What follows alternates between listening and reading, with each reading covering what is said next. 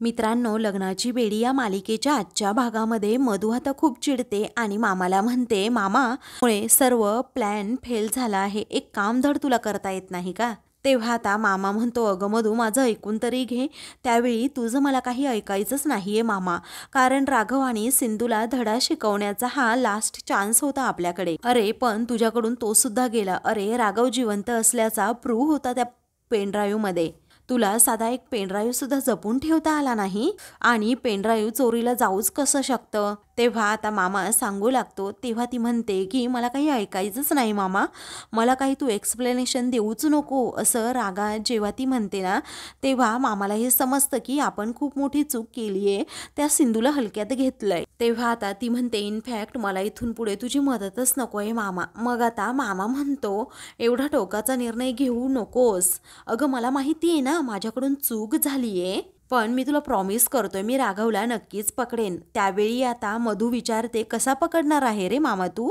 कारण त्यांच्या घराजवळ तुला उभी राहण्याची सुद्धा साधी परमिशन नाहीये. आता ना तू माझ्या काही उपयोगाचाच नाहीयेस. आता इथून पुढे जे काही करायचं असेल ना मामा, ते मी माझं करणार आहे, असं म्हणून ती आता खूपच चिडते. तर दुसरीकडे सिंधू आता म्हणते की मधू, मी तुझे सगळे डाव हाणून पाडले आहे आणि सगळे मोहरे सुद्धा मारले आहेत. आता पटावर फक्त तू एकटीच शिल्लक आहेस. अगं आडून आडून तू खूप वार केलेस ग, पण आता तुला समोर हे यावंच लागेल. त्यानंतर घरातील सर्वजण आता हॉलमध्ये बसलेली असतात. आता ऋतुजा विचारते, बापरे, यांनी आपल्या घरावर एवढे दिवस पाळत ठेवली म्हणायचं. मग आता रेश्मा म्हणते, हो ना आई, बघा ना तुम्हीच, आणि ते सीसीटीव्ही इन्स्टॉल केले तरी आपल्याला माहीत सुद्धा नाही. तेव्हा रुक्मिणी म्हणते, कसं आहे ना, चूक आपलीच आहे, आपण राणीवर नको एवढा विश्वास ठेवला. तेव्हा आता रुक्मिणी म्हणते, तरी मी राजश्रीला सांगत होते त्या पेस्ट कंट्रोलवाल्यांना घरात घेऊ नको म्हणून, पण नाही ना, तिला तर त्यांचाच पुळका. चुकलं, आपण नको तेवढा विश्वास राणीवर ठेवला, असं रागातच रुक्मिणी म्हणते. मग आता राजश्री म्हणते, हो ना, मलाही वाटलं नव्हतं वहिनी असं काही घडेल म्हणून, तरी बरं ही गोष्ट सिंधूच्या लवकरात लवकर लक्षात आली म्हणून. तेव्हा रुक्मिणी म्हणते, हो ना, आणि तिने ही परिस्थिती अगदी उत्तमरित्या हाताळली आणि त्या श्रीकांतला आपल्या घरापासून लांब ठेवलं. तेव्हा आता राजश्री विचारते, पण आता आपण करायचं तरी काय? तेव्हा आता सिंधू म्हणते, काळजी करू नका, माझ्याकडे एक उत्तम प्लॅन आहे. तेव्हा रेश्मा विचारते, ना सिंधू, नक्की कोणता प्लॅन आहे आणि आम्ही त्यामध्ये काही मदत करू शकतो का? तेव्हा सिंधू म्हणते, हो सांगते. तर दुसरीकडे आता मधू म्हणते, या रत्नपारखींना मला चांगलाच धडा शिकवायचा आहे, पण यासाठी काय करू मी? मला वाटलं होतं मामाची काहीतरी मदत होईल, परंतु नाहीच ना. मामा आपलं काहीच काम करत नाहीये, कारण माझे प्रॉब्लेम सॉल्व्ह करायचे सोडून माझ्यासाठी उगीच त्यांनी प्रॉब्लेम अजून वाढवून ठेवले आहेत. मी उगीच त्याची मदत मागितली, त्यासाठी मी स्वतः काहीतरी केलं असतं ना हा प्रॉब्लेम सॉल्व्ह करण्यासाठी, तर खूप बरं झालं असतं. तेवढ्यातच तिला आता तेथून कुणीतरी जाताना दिसतं, म्हणून आता ती खूप घाबरते आणि खिडकीजवळ जात थोडीशी खिडकी उघडून पाहते, तर तेथे आता कुणीही नसतं. मग आता मधू एकदम घाबरून जाते, गांगरून जाते. ती मनात विचार करू लागते, तिथे खरंच कुणीतरी होतं का, की मला भास झालाय हेच कळत नाहीये. तर इकडे आता सिंधूने सर्वांना बेडरूममध्ये बोलवलेलं असतं. मग आता राघव विचारतो, सिंधू मला एक सांग ना, अगं तू नक्की कोणता प्लॅन केलाय? आधीच तुला माहिती असेल की आपल्या घरातील सीसीटीव्ही कॅमेरे आपण काढून टाकल्यामुळे ती मधुना खूप खवळली असेल आणि त्यासाठी ती सुद्धा काहीतरी प्लॅन करत असणार आहे आणि त्या अगोदरच आपण प्रिपेअर्ड राहायला हवं. तेव्हा रुक्मिणी म्हणते, श्रीकांत म्हणतात ना तसं आपण त्यांच्या पुढे राहायला हवं. तेव्हा आता सिंधू म्हणते की काळजी करू नका, मी माझा शिपाई पुढची चाल खेळण्यासाठी पाठवलाय. मग आता सर्वजण आश्चर्याने विचारतात, शिपाई? मग आता सिंधू म्हणते, सोल्जर पाठवलाय मी. कोण तुझा आहे हा सोल्जर, असं राघव विचारतो. सिंधू म्हणते, कळेल ना तुम्हाला थोड्या वेळातच. मग पुढे राघव विचारतो, प्लॅन काय आहे सिंधू, सांग ना. तेवढ्यातच रेश्मा आता तेथे येते. सिंधू आता तिला हळूच विचारते, झालं का? मग आता रेश्मा इशाऱ्यानेच हो म्हणते. त्या दोघीही आता एकमेकींना इशारा करून हसत असतात, खानाखुणा करत असतात. घरातील सर्वजण आता हे पाहतात. मग आता राजश्री विचारते, काय चाललंय तुम्हा दोघींचं? आता तुम्ही काही बोलणार आहात की नाही, की फक्त हसत राहणार आहात? त्यावेळी आता रुक्मिणी विचारते, रेश्मा कुठे गेली होतीस तू? सिंधू आता हसते आणि म्हणते, हा तर माझा शिपाई होता. सर्वजण रेश्माकडे पाहू लागतात. मग रुक्मिणी पुन्हा विचारते, अरे तुमच्या दोघींचं चाललंय काय? एवढं कोड्यात का बोलताय तुम्ही? सिंधू म्हणते, आमचं मिशन कंप्लीट झाले. त्यावेळी आता कुठलं मिशन? रुक्मिणी पुन्हा विचारते. तेव्हा रेश्मा म्हणते, त्या चिचुंद्रीला बिळातून बाहेर काढण्याचं मिशन. तेव्हा राजश्री म्हणते की परत कोड्यात का बोलतीयेस? त्यावेळी ऋतुजा विचारते, अगं कुठली चिचुंद्री? नीट सांग ना जरा आम्हाला काहीतरी. तेव्हा रेश्मा म्हणते, बरं सांगते. असं म्हणून ती आता फ्लॅशलाईट सर्वांना दाखवते. मग आता ही चिचुंद्री आहे का तुझी? असं पुन्हा ऋतुजा विचारते.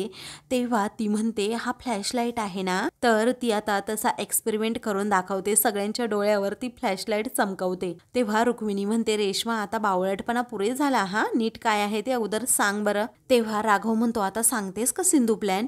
मग आता सिंधू सांगू लागते, कसं आहे ना राघव, हे पहा, मी रेश्माला पाठवलं होतं कुठे?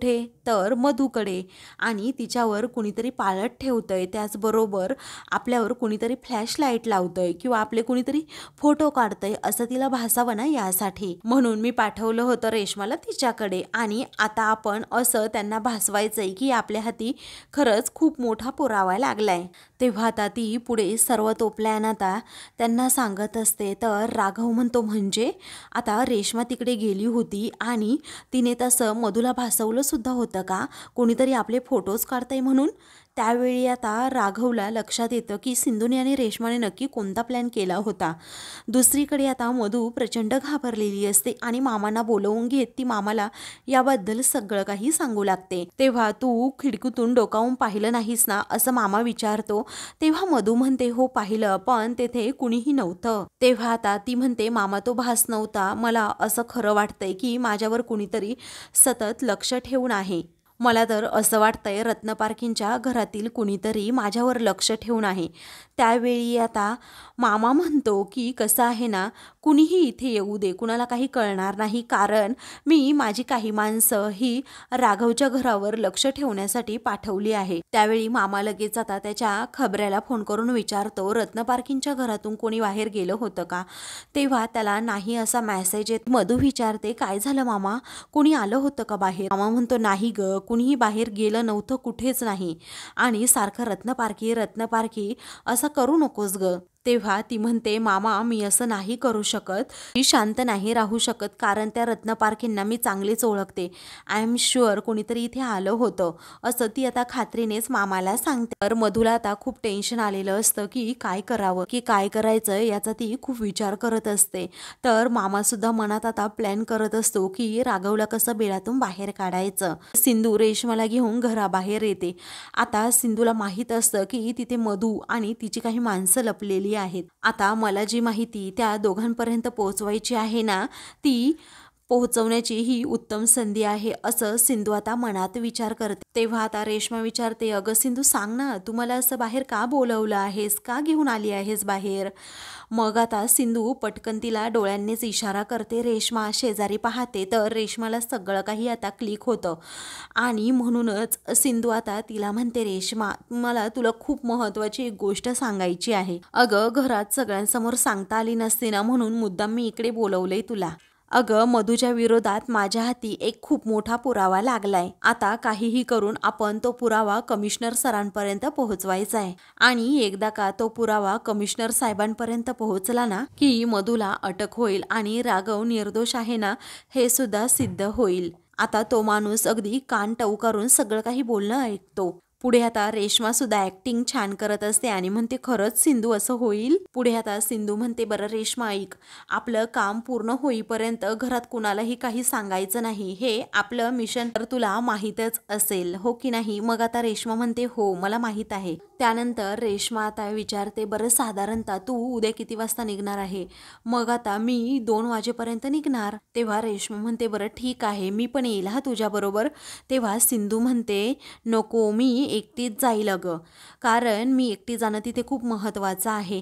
त्याच वेळी आता तो माणूस सगळं काही ऐकतो आणि रेश्माने त्याच्याकडे पाहताच तो आता आरशात बघण्याची ॲक्टिंग करतो आणि आपले केस उगीचच सावरू लागतो, जेणेकरून मी काही ऐकतच नाही आहे, मी कुणाची तरी तिथे वाट पाहत बसलो आहे, असं खरं तर तो भासवत असतो. तेव्हा आता सिंधू म्हणते मी एकटी गेले ना म्हणजे की कुणाला संशय येणार नाही. आपण दोघी जर बरोबर गेलो ना तर त्यांना लगेचच समजेल की आपल्याकडे कोणता तरी पुरावा आहे आणि मग तो पुरावा आहे ना तो आपल्याकडून ते घेण्याचा प्रयत्न करतील, म्हणून मी एकटीच जाते हा रेश्मा. मग आता रेश्मा म्हणते हो जरा नीट जा हा सिंधू, कारण ती राणी, तो श्रीकांत आणि त्याची माणसं ही खूप डेंजर आहेत.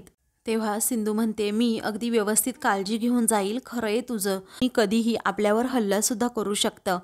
पुढे आता सिंधू म्हणते चल आपण घरात जाऊया, नाही तर घरातील सर्वजण आपल्या दोघींवरच संशय घेतील की या दोघीही नक्की काय बोलतायत एवढा वेळ.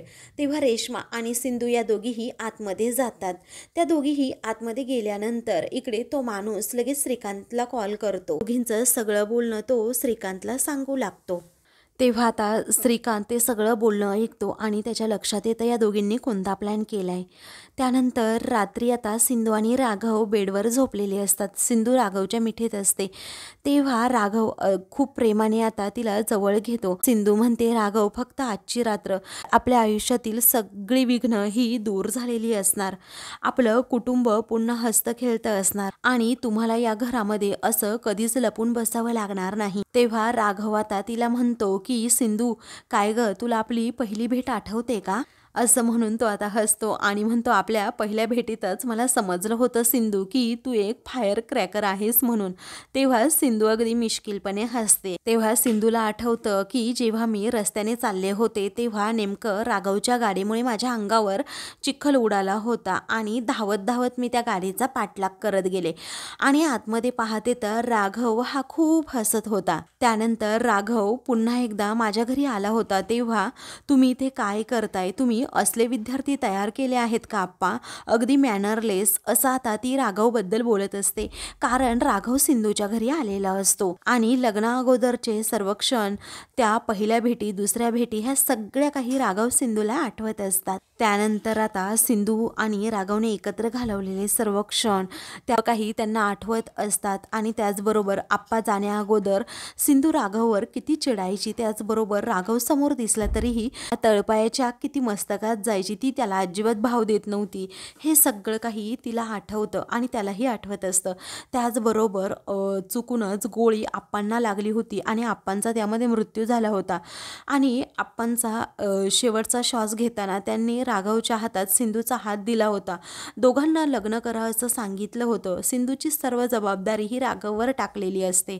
हे सगळं काही आता त्या दोघांना आठवतं की कशा प्रकारे आपल्या दोघांचं लग्न झालं. ती दोघांनी सुद्धा मनाविरोधात केलेलं ते लग्न, त्याचबरोबर ते 7 फेरे, हे सगळं त्यांना आठवू लागतं आणि त्या आठवणीमध्ये अगदी ते दोघेही दंगून गेलेले असतात आणि मग दोघेही एकमेकांकडे पाहून गालात हसतात. तेव्हा आता लग्न झाल्यानंतरही त्या दोघांमध्ये जे रुसवे फुगवे असतात, त्याचबरोबर या रुसव्या फुगव्यांमधून त्यांचं ते फुलत गेलेलं प्रेम आणि दोघांची वाढती ती जवळीक, हे सगळं काही त्या दोघांना आठवत असतं. अशा प्रकारे दोघांमध्ये फूट पाडण्याचा मधूने जो काही प्रयत्न केलेला असतो, परंतु आपलं प्रेमच त्याला कशा प्रकारे पुरून उरतं, हे सगळं काही जेव्हा राघवला आठवतं तेव्हा आता तो अजूनच सिंधूला घट्ट पकडतो, अजूनच जवळ घेत म्हणतो Sindhu I love you so much, आणि म्हणतो की माझं तुझ्यावर किती प्रेम आहे ना हे मी शब्दात सुद्धा सांगू शकत नाही सिंधू तुला. तेव्हा आता सिंधू सुद्धा त्याला आय लव्ह यू मोर असं म्हणते आणि त्याचा हात हातात घेत सांगते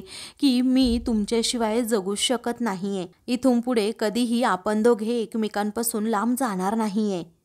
पुढे ती आता राघवकडून प्रॉमिस मागते की तुम्ही मला सोडून कधीही कुठेही जाणार नाही. तेव्हा तो म्हणतो नाही जाणार सिंधू, फक्त आजची रात्र आणि उद्यापासून आपल्यामध्ये कुणीही येणार नाही. आय जस्ट होप की आपला प्लॅन सक्सेस होईल. एकदा तसं झालं ना तर मधूच्या खुनाचा खोटा आरोप जो माझ्यावर लागलाय ना तो दूर होईल, कारण आता तो डाग घेऊन माझ्यासाठी जगणं खूप कठीण काम झालंय, आता मला नाही सहन होत, असं सिंधू समोर तो व्यक्त होतो. तेव्हा सिंधू आता लगेच त्या विश्वासाने सांगते की तुमच्यावर जो डाग लागलाय ना खोटा, तो नक्की पुसला जाईल राघव, कारण खोट्याचं फार आयुष्य नसतंच आणि तुम्ही काळजी करू नका, मी आहे ना तुमच्याबरोबर, असं म्हणून दोघेही आता एकमेकांकडे पाहून हसतात.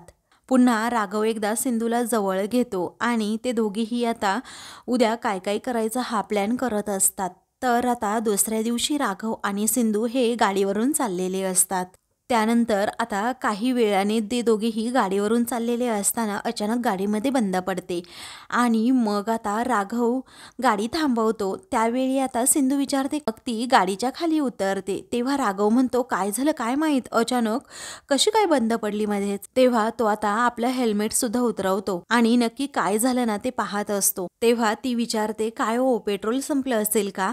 मग आता राघव म्हणतो, नाही नाही अगं पेट्रोल आहे, मी करतो ना चेक.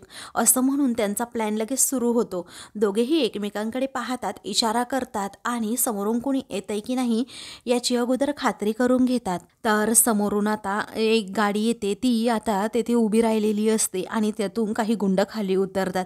मग सिंधू आणि राघव हे ऑलरेडी त्या गोष्टीसाठी तयार असतात आणि मग ते अजिबात न डगमगता त्यांच्याकडे पाहू लागतात. काही वेळानंतर त्या गुंडांच्या हातामध्ये हॉकी स्टिक वगैरे, स्टंप वगैरे सगळं काही असतं आणि मग राघव सिंधू न घाबरता त्यांच्या समोर उभे राहतात. त्याच वेळी आता लगेच श्रीकांत वकील हा गाडीतून खाली उतरतो. तेव्हा श्रीकांत आता पुढे येतो आणि विचारतो, काय मग राघव रत्नपारखी, शेवटी तू बिळातून बाहेर आलाच ना, पण आता कुठे तू पळून जाशील? कारण मी तुला अगोदरच सांगितलं होतं की कायद्यात राहशील तर फायद्यात राहशील, पण तू आणि तुझी ही दीडशहाणी बायको, तुम्ही कितीही हुशार असलात ना तरीही माझी बुद्धी खूप तल्लख आहे. तेव्हा आता राघव हा हळूच सिंधूकडे पाहतो. त्यानंतर आता श्रीकांत हा स्वतःचं कौतुक करत म्हणतो, तुमचा विचार जिथे थांबतो ना राघव, तिथे माझा विचार सुरू होतो आणि म्हणूनच मी तुमच्या 2 पावलं पुढे जाऊन नेहमी विचार. आता सिंधू आणि राघव अजिबात त्याला न घाबरता त्याच्याकडे पाहत असतात. आता धरा रे याला, असं म्हणून आता तो गुंडांना इशारा करतो. तेव्हा ते गुंड लगेच राघवला पकडतात आणि श्रीकांत मस्तपैकी राघवला कशा प्रकारे मारतायत याची मजा बघू लागतो. तेव्हा सिंधू आता राघवला म्हणते, राघव जरा नीट त्यांना तुम्ही चांगलं बदडून काढा. तेव्हा आता ती राघवला खूप जोराजोरात ओरडत असते, राघवला स्वतःचा बचाव करण्यासाठी सांगत असते. आता राघवला त्या 4ही गुंडांनी अगदी जोरात पकडून ठेवलेलं असतं, परंतु राघवला या सगळ्याची ट्रेनिंग असते. मग आता तो अगदी जोर लावतो आणि त्या गुंडांनाच खाली पाडतो. त्यानंतर हॉकी स्टिकने एक गुंड राघवला मारू लागतो. तेव्हा राघव अगदी चलाखीने ती हॉकी स्टिकच हातात घेतो आणि त्याला विरोध करत असतो आणि सिंधू मात्र हे सगळं काही आता बघत असते. आता राघव त्याच्या पोटातच लाट टाकतो आणि त्याला दुसरीकडे पाडतो. तेव्हा श्रीकांतला खूप राग येतो की राघव सगळ्यांना कसा पुरून उरतोय. मग आता दुसरा गुंड येतो आणि राघवला काठीने मारू लागतो. त्यावेळी राघव एका हातानेच ती काठी पकडतो आणि त्यालाही अगदी चांगलाच बदडतो. त्यानंतर दोन्हीही गुंड आता राघवच्या पोटातच काठी टाकतात. त्यावेळी आता राघव खूप जोरात ओरडतो. इकडे सिंधूच्या मनाची मात्र घालमेल सुरू होते. त्यावेळी ते दोन्हीही गुंड राघवचे हात पकडून ठेवतात आणि त्याला खूपच मारू लागतात. श्रीकांत मात्र हसत असतो. इकडे सिंधूच्या आता जीवाची पार कालवा कालव होते. राघवच्या तोंडातून आता रक्त येऊ लागतो, परंतु राघवने अगोदरच मनाची तयारी केलेली असते. सिंधू आता जोरातच ओरडते, थांबा. राघवला होणारा हा त्रास पाहून इकडे सिंधू खूपच घाबरते आणि श्रीकांत मात्र हसत असतो, कारण त्याला असं वाटत असतं की हे जे काही चाललंय ना ते सगळं माझ्या मर्जीने चाललंय आणि माझे गुंड हे राघवला कशी पुरून उरतायत, म्हणून तो आता गालातच हसतो आणि त्याला असं वाटत असतं की सिंधू राघवला काही माहीत नाही मी जो प्लॅन केलाय तो. परंतु सिंधू आणि राघव खूप हुशार असतात आणि त्याच्या पुढे जाऊन त्याचं डाव आता त्याच्यावर उलटवणार असतात. इकडे ते गुंड मात्र आता राघवला मारत असतात, तर सिंधू आता खूप चिडते आणि त्यांच्याकडे पाहतच राहते आणि मग नंतर रडूसुद्धा लागते. राघवला कसं या गुंडांच्या तावडीतून सोडवावं हे सुद्धा तिला आता कळत नाही आणि ते पुढे आता धावते. तर आता मित्रांनो, पुढील भागामध्ये राघव आता सर्व जोर लावतो आणि त्या गुंडांना एक एक करून असा बदडून काढतो की ते गुंडच आता तेथून पळ काढतात. तेव्हा सिंधू आता एक काठी राघवकडे देते आणि म्हणते, राघव ही घ्या.